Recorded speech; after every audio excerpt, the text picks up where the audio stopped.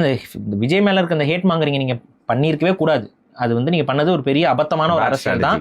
அது bad strategy. அதுக்கு அந்த பேட் ஸ்ட்ராட்டஜிக்கு அண்டர் கிரவுண்ட் டீலிங்க போட்டு ஒருத்தன் மட்டும் வசதி ஆயிட்டு போயிட்டான். ஒருத்த மட்டும் பொழச்சிட்டான்ல ப்ரோ. என்னது அந்த போட்டோ இப்ப போடுங்க. அந்த போட்டோவை தலைக்கணமும் அகம்பாவும் உங்க கட்சி எங்க கொண்டு போய் விட்டுருக்குன்னு பாத்தீங்களா? காலில் விழுங்க. ட்ரெண்டு 4 பேர் கதர்னா அதுல இன்ஸ்டால ட்ரெண்ட் ஆயிட்டோம். இன்ஸ்டால ட்ரெண்ட் ஆனீங்க. அந்த ட்ரெண்டுக்கு வந்த லைக்கும் கூட வரலையேங்க. நீ மிட் இல்ல வெறும் மட்டு. மிட்டு பிஆர் ஏஜென்சி கிட்ட காசு கொடுத்துட்டு வந்து மிட்டு எரிச்சல் ஆகுதுங்க. எத்தனை பேரோட கனவு, எத்தனை பேரோட உழைப்பு, எத்தனை பேரோட உணர்வு எல்லாத்தையும் மண்ணாக்கிட்டு உட்காந்துக்கிட்டு எழுதி வைத்துக்கொள்ள புக் மார்க் பண்ணி வைங்க. இந்த கிளிப்பை மட்டும் எடுத்து கட் பண்ணி வைங்க. 2 தொகுதியும் தோற்கிறார். 234 தொகுதியிலும் விஜயினுடைய தாவேகா தோல்வி அடைகிறது. அதுல எந்த மாற்று கருத்து இல்ல. கிழக்கிலையும் தோற்கிறாரு.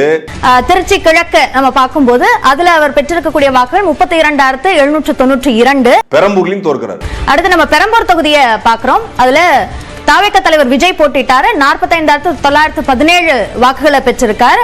எந்த தொகுதியும் ஜெயிக்க முடியாது. எந்த தொகுதியும் ஜெயிப்பதற்கான வாய்ப்பே கிடையாது. இவங்க கொடுத்த பில்டப் எல்லாமே சுக்காக உடைய போகிறது. காரைக்குடியில் போட்டியிட்ட நாம் தமிழர் கட்சியினுடைய தலைமை ஒருங்கிணைப்பாளர் சீமான் பெற்ற வாக்குகள் 7,625 இருக்கு.